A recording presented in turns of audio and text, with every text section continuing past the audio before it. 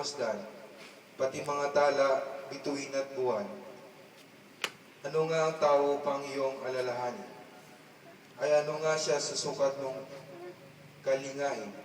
Tugon po, magniningning ang iyong ngalan poon sa sangkalupaan. Nilikha mo siya sa nahalos kapantay ng iyong luningning at kadakilaan. Pinamahala mo sa buong daigdig sa lahat ng bagay, malakit maliit. Tugon po, magniningning ang iyong ngalan poon sa sangkalupaan. Mga bakat tupa, hayop na mabangis, at lahat ng iyong ibon na nasa iyong papawid, at maging sa isda sa ilalim ng tubig.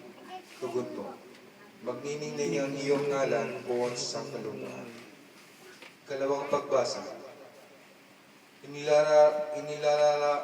Inilalarawan ni Pablo sa mga taga-Roma ang kaloob ng banal sa isang katlo sa mga Kristiyano, kapayapaan ng Diyos sa pamamagitan ni Jesus sa tulong ng Espiritu Santo.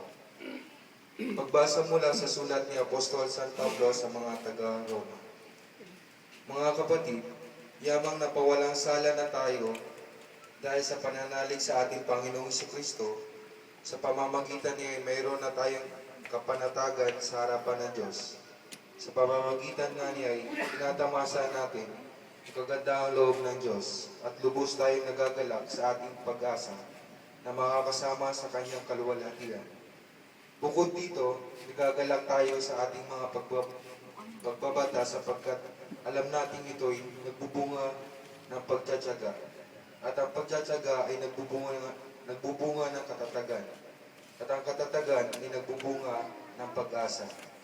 Hindi tayo nabibigo sa ating pag-asa sapagkat ang pag-ibig ng Diyos ay ibinuhos sa ating mga puso sa pamamagitan ng Espiritu Santo na ipinagkaloob sa atin. Ang salita ng Diyos. Salamat sa Diyos. Alleluia, alleluia.